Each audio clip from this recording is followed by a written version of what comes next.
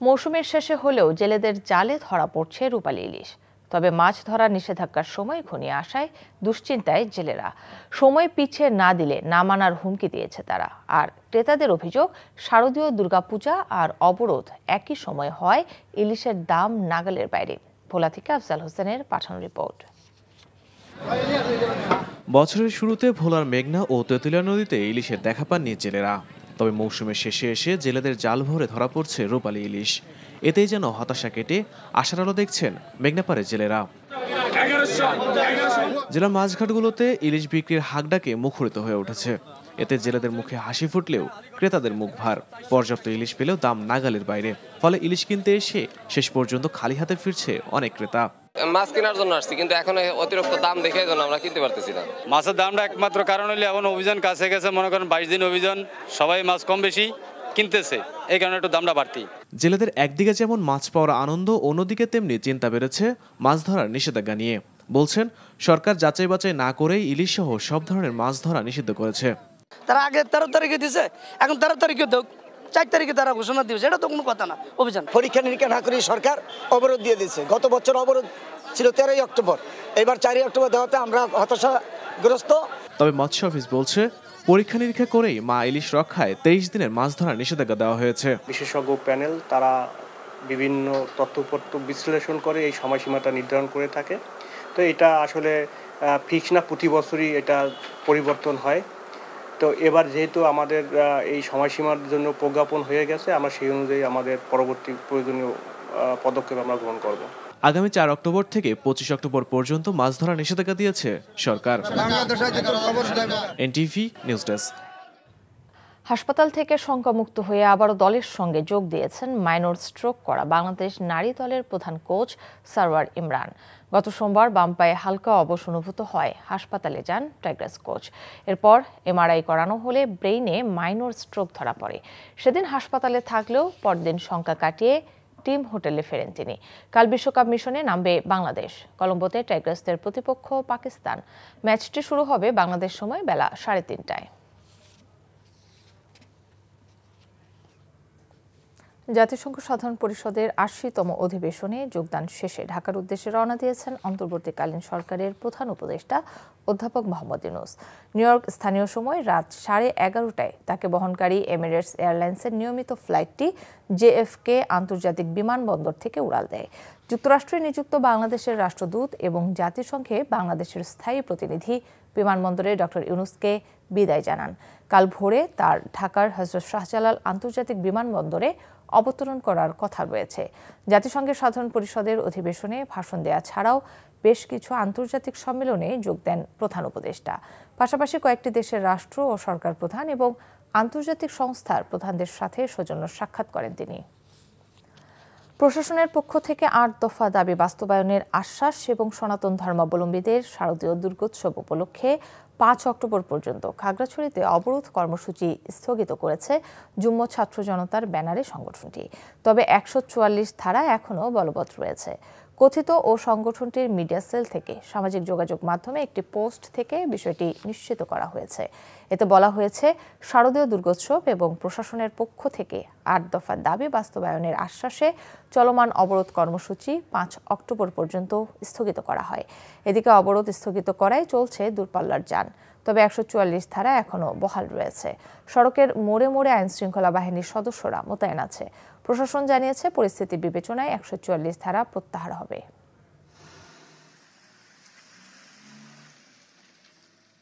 আগে এনে আমরা স্বাভাবিকভাবে চলাফেরা করতেছি এবং গাড়িও চলতেছে। আমরা চট্টগ্রাম যাওয়ার জন্য মূলত বের হয়েছি আর কি। কয়েকদিন ধরে আটকা ছিল, আমরা যেতে পারি না। এখন পরিবেশ যেহেতু স্বাভাবিকে আসছে, সেহেতু আমরা আবার যাচ্ছি। বিসিবি নির্বাচন প্রসঙ্গ। বাংলাদেশ ক্রিকেট বোর্ডের পরিচালনা পর্ষদ নির্বাচনের আলোচিত প্রার্থী সাবেক অধিনায়ক তামিম ইকবাল প্রার্থিতা প্রত্যাহার করেছেন। গতকাল থেকেই সাবেক এই অধিনায়কের নির্বাচন থেকে সরে দাঁড়ানোর গুঞ্জন ছিল। সকালে সেই গুঞ্জন আরও জোরালো হয়, কারণ দুপুর 12টা পর্যন্ত প্রার্থিতা প্রত্যাহারের সময় সীমা ছিল। 11টার দিকেই প্রার্থিতা প্রত্যাহার করেন তিনি। বেশ কিছুদিন ধরেই বিসিবি নির্বাচন নিয়ে নানা অভিযোগ দিয়ে আসছিলেন সাবেক এই অধিনায়ক। তামিম ইকবাল ছাড়াও আরও বেশ কয়েকজন প্রার্থিতা প্রত্যাহার করেছেন।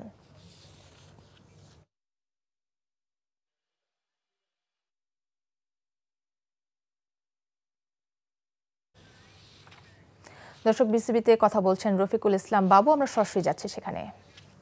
বছর খেলে আসছে তারা, যে এত বছর খেললো, এখানে কতগুলি খেলোয়াড় ইনভলভ, প্রায় 300 খেলোয়াড় ইনভলভ আছে এখানে। তারা অনেক টাকা পেয়েছে এবং অনেক খেলোয়াড় কিন্তু এখান থেকে মানে বিভিন্ন এজ গ্রুপে চান্স পেয়েছে। এবং আমার প্রশ্ন, যদি 15টি ক্লাব বাদ হয়, সেই ক্ষেত্রে গত কয়েক বছরের যে মানে স্ট্যান্ডিং পজিশনগুলি কি হবে? অনেক ক্লাব তো নেমে গেছে। এই ক্লাবগুলির সাথে খেলে তাদের অবস্থানটা কি হবে, এটা আগে নির্ধারণ করতে হবে। তবে ক্লাবগুলি আমাদের বাদ দেওয়াটা এটার আমাদের একটা বিশাল প্রতিবাদ ছিল যে ক্লাবগুলি কেন বাদ দিবে। যখন এই ক্লাবগুলি নিয়ে অনেক কিছু করা হয়েছিল তখন কিন্তু কেউ প্রতিবাদ করেনি, তখন কিন্তু অনেক ব্যবস্থা নিতে পারতো। তার মানে এবং হ্যাঁ, আচ্ছা, দুটো প্রশ্ন। একটা হলো যে বাংলাদেশে একটা রেভলিউশনের ভেতর দিয়ে এই জায়গায় এসেছে যেখানে ফ্রি অ্যান্ড ফেয়ার সবকিছু হবে, এই প্রত্যাশা ছিল সবারই। কিন্তু বাংলাদেশের ক্রিকেটে আগে যেমন 55 নির্বাচন হতো সাজানো স্ক্রিপ্টে, এখন মাসুল পাওয়ারই ঘটছে কিনা? ধন্যবাদ। আপনারা জানেন যে গত 17 বছর বাংলাদেশের সাধারণ মানুষ যেমন একটি সুষ্ঠু ভোটের জন্য মানে আন্দোলন করেছে, সংগ্রাম করেছে, জীবন দিয়েছে, তেমনি ক্রিকেট বোর্ডের নির্বাচনটাও কিন্তু ওইরকম সঠিক পন্থায় হয়নি, এটা আপনারা সবাই জানেন। তো আমরা আশা করেছিলাম 5ই আগস্টের পরে এখন সব কিছু সুন্দর ও সঠিকভাবে হবে এবং গণতান্ত্রিক প্রক্রিয়া হবে। এবং একটি জিনিস আমাদের মনে রাখতে হবে, নির্বাচন এমন একটি জিনিস যে নির্বাচন এবং নির্বাচিত বডির মাধ্যমে কিন্তু সুষ্ঠুভাবে ভোট চালানো, দেশ চালানো এটা সম্ভব। এর ব্যতিক্রম হলে কিন্তু এটা। দর্শক, জানছিলাম বিসিবি নির্বাচনের খবর। আওয়ামী লীগকে নিয়ে কোনো গণতান্ত্রিক শক্তি শঙ্কিত নয় জানিয়ে বিএনপি স্থায়ী কমিটির সদস্য ডাক্তার জাহিদ হোসেন বলেছেন, আওয়ামী লীগ নিষিদ্ধের বিষয়ে সিদ্ধান্ত নেবে জনগণ। আন্তর্জাতিক প্রবীণ দিবস উপলক্ষে জাতীয় প্রেস ক্লাবে এক আলোচনা শেষে সাংবাদিকদের প্রশ্নের জবাবে তিনি একথা বলেন। ডাক্তার জাহিদ বলেন, যারা গণহত্যার আদেশ দিয়েছে তাদেরকে আইনের আওতায় এনে বিচারের মুখোমুখি করতে হবে। বিএনপি সবসময় তাদের বিচারের দাবি জানিয়ে আসছে জানিয়ে ডাক্তার জাহিদ বলেন, যারা আয়নাঘর করে হত্যা গুম চালিয়েছে তাদেরকে জনগণের কাছে ক্ষমা চাইতে হবে।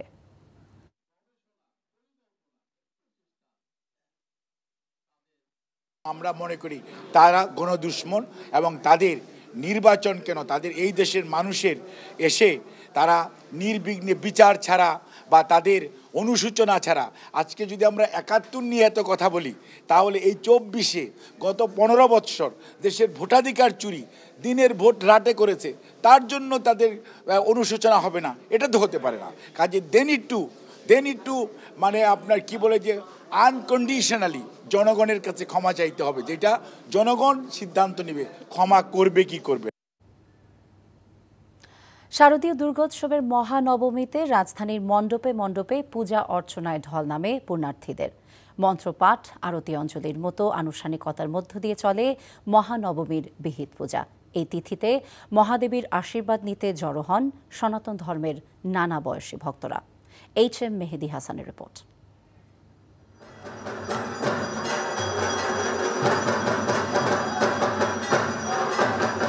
নানা উপচারে মহা আড়ম্বরে চলছে মহানবমীর আনুষ্ঠানিকতা।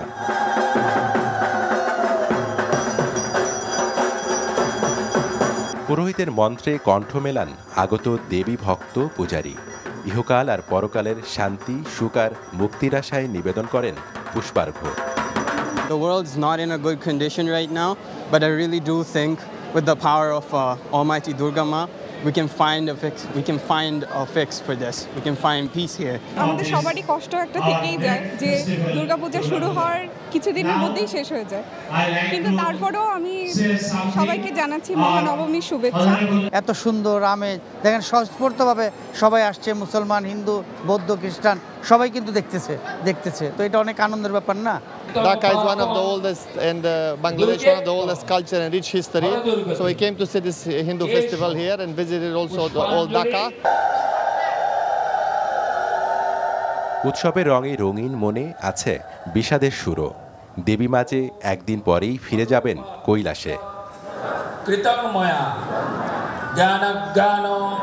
আজ নবম দিনে এসে কিছুটা বিষাদ সুর আমাদের মধ্যে চলেই আসে, তো তবুও আমরা আনন্দ সহকারে আমরা এই উদযাপনটা করে থাকি। কালকে তো দশমী, তো আজকে সারাদিন ইচ্ছা আছে যে পূজা দেখবো, ঘুরবো বিভিন্ন পূজা মণ্ডপে ফ্যামিলির সাথে। আমি বড় হয়ে যেন কলেজে পড়তে পারি, আমি যেন বড় হয়ে ইঞ্জিনিয়ার হতে পারি। এখন তো বড় হয়ে গেছি, বাচ্চা হয়ে গেছে, একরকম ছিল। আর যখন ছোট ছিলাম তখন ডিমান্ড ছিল অন্যরকম, বাবা মার সাথে বের হতাম। এখন হাজব্যান্ড আর বাচ্চা নিয়ে বের হচ্ছি। দেশে শান্তি বিরাজ করুক, সবার মনে শান্তি থাকুক, এটাই প্রার্থনা করেছি।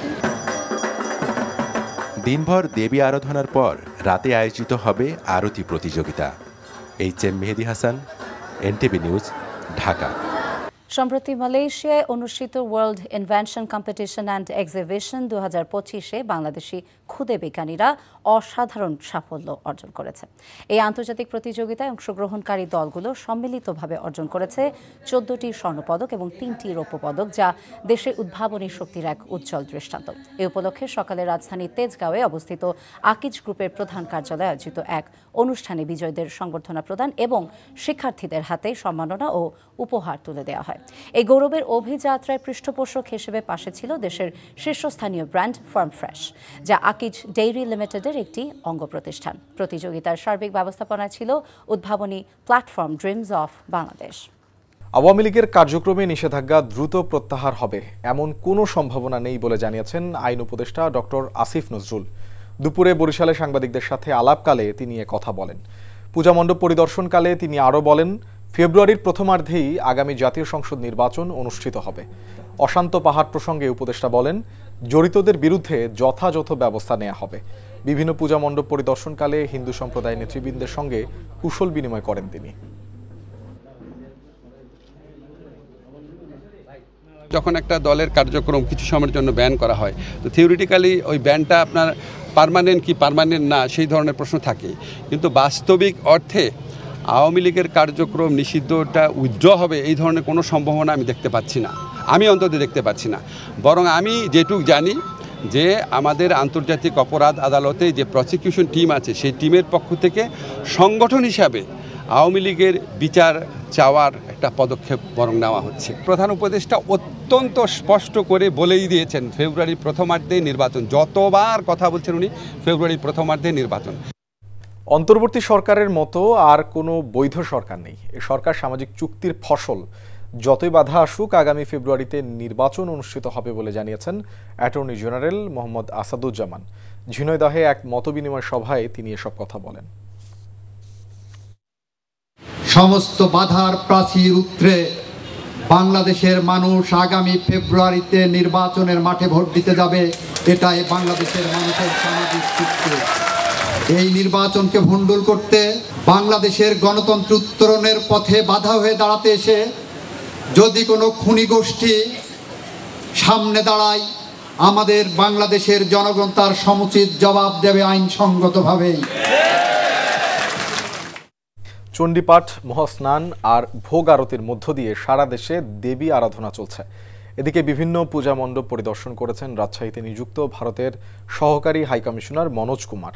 দুপুরে প্রথমে নাটোর শহরের লালবাজার কালীবাড়ির দুর্গা মণ্ডপে যান মনোজ কুমার। মন্দিরে তাকে স্বাগত জানান হিন্দু, বৌদ্ধ, খ্রিস্টান ঐক্য পরিষদ ও পূজা উদযাপন পরিষদের নেতৃবৃন্দ। পরে ভারতের সহকারী হাইকমিশনার শহরের আরও কয়েকটি পূজা মণ্ডপ পরিদর্শন করেন। বিএনপি চেয়ারপারসনের উপদেষ্টা এস.এম. ফজলুল হক সকালে চট্টগ্রামের বিভিন্ন মণ্ডপ পরিদর্শন করেছেন। মহানবমীতে রাজশাহীর মণ্ডপে মণ্ডপে বিরাজ করছে উৎসবের আমেজ।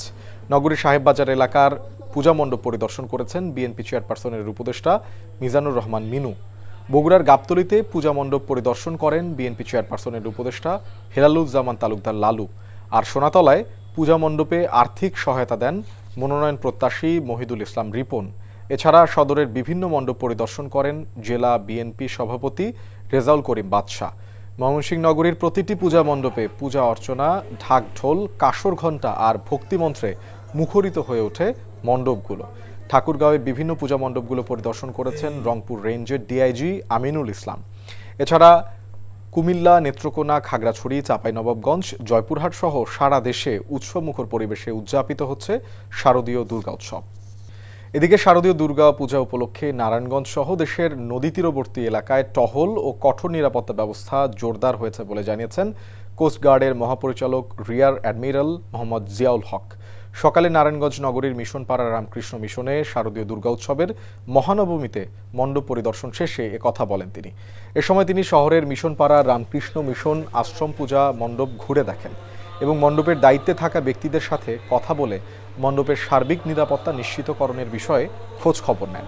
এ সময় বিসর্জনে অংশ নিয়ে অতি উৎসাহী হয়ে কোনো রকমের দুর্ঘটনা সৃষ্টি না করার আহ্বান জানান তিনি।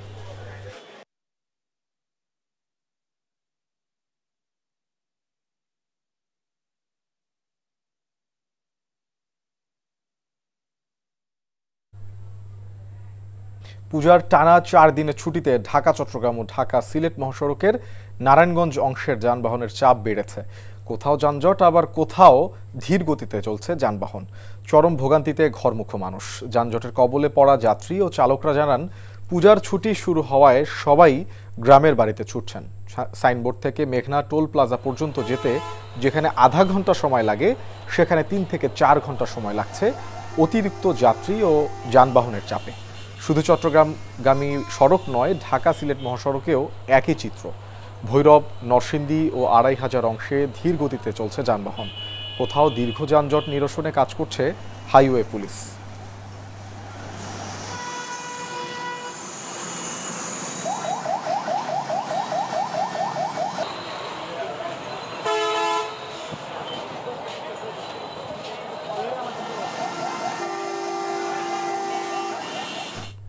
জলাবদ্ধতা নিরসনে সাভারে ঢাকা আরিচা সড়ক অবরোধ করে বিক্ষোভ করেছে এলাকাবাসী।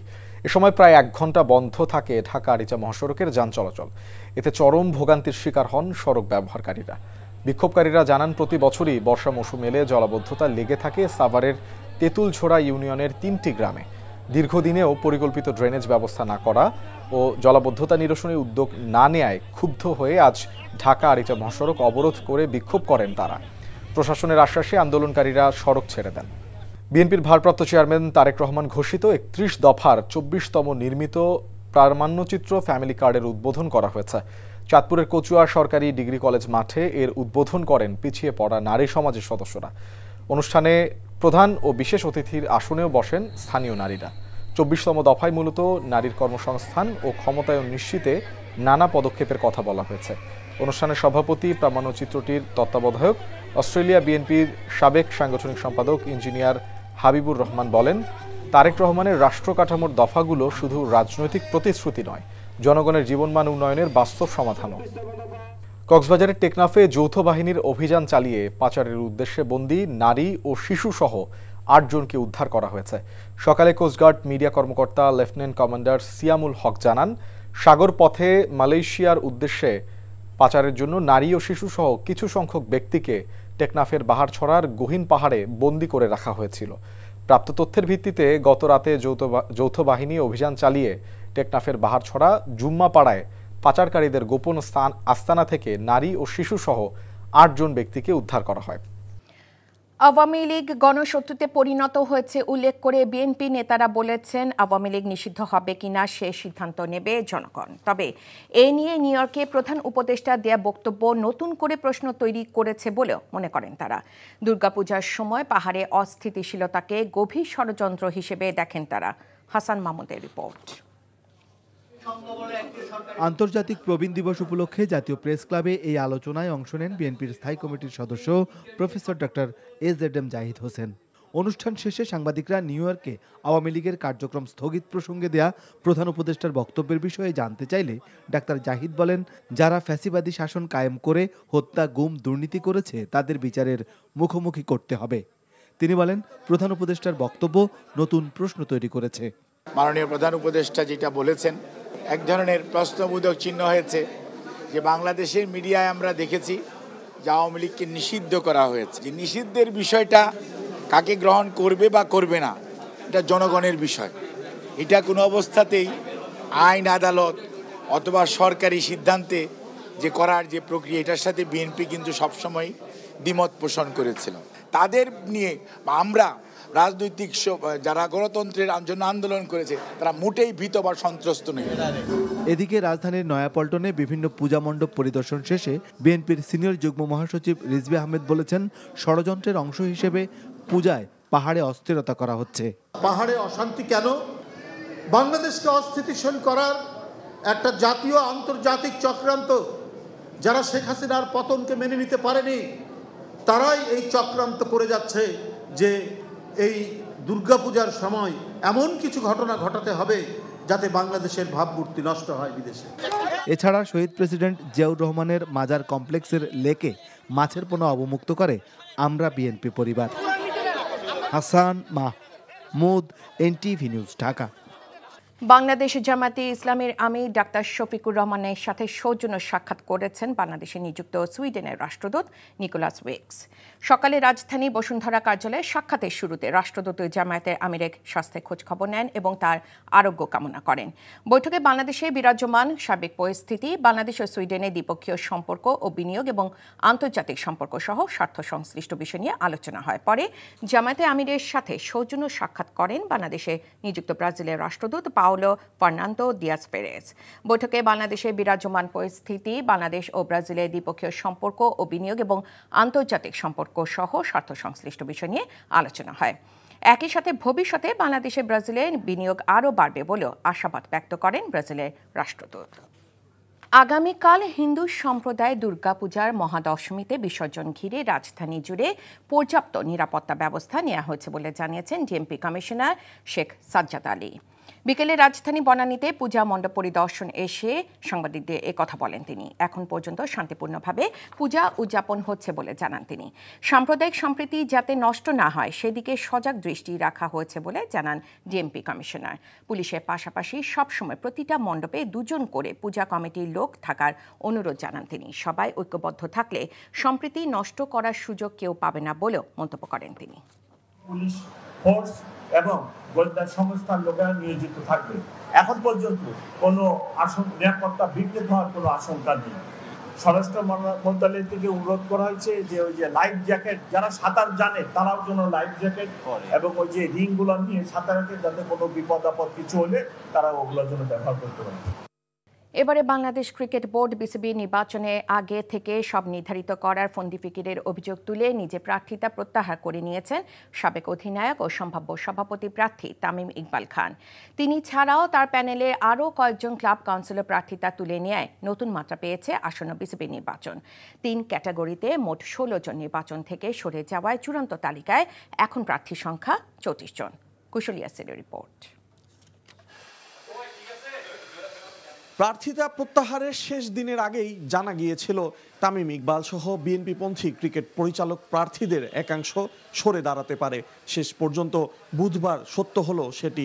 সাবেক অধিনায়ক তামিম ছাড়াও ক্লাব ক্যাটাগরি থেকে ফাহিম সিনহা, রফিকুল ইসলাম বাবু, ইসরাফিল খসরু, মির্জা ইয়াসির, ওমর শরীফ, ইমরানরা সরে দাঁড়িয়েছেন বিসিবির নির্বাচন থেকে।